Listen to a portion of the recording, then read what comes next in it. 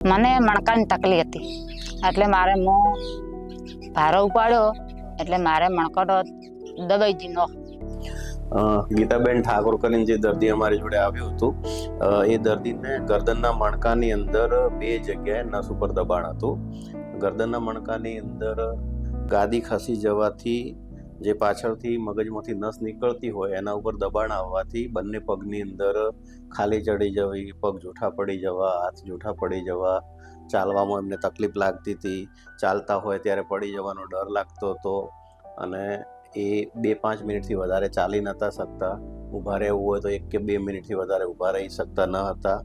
એમનું આપણે ગરદનના મણકાની જે ગાદી ખરાબ હતી એ કાઢી અને ત્યાં ઓપરેશન કર્યું. દુખાવો થાય છે ને આમ બધું ઊભા ના થઈ કરતા. ચાલ હા, અત્યારે હવે જૂઠા હતા, અત્યારે હવે મને સારું થઈ ગયું.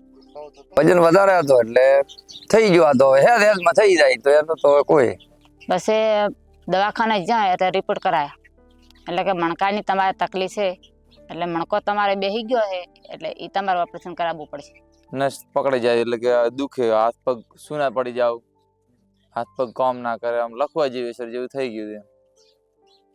એના કારણે પછી બતાવી અમારે કરાવડાવી, દિશા બતાવી પેલું, પછી પાટણ ગયા હતા, પાટણ થી વળી પાછા પાલનપુર ગયા અને પછી આપણે પ્રભુભાઈ ને બતાવી. હાથને પગ બળી દાતા સાહેબ, પ્રભુભાઈ પાસે જા. હા, આવે મારા ગામમાં ઝાડા શનિવારે. પ્રભુભાઈ નું કામકાજ તો સારું છે ને. ચંદ્ર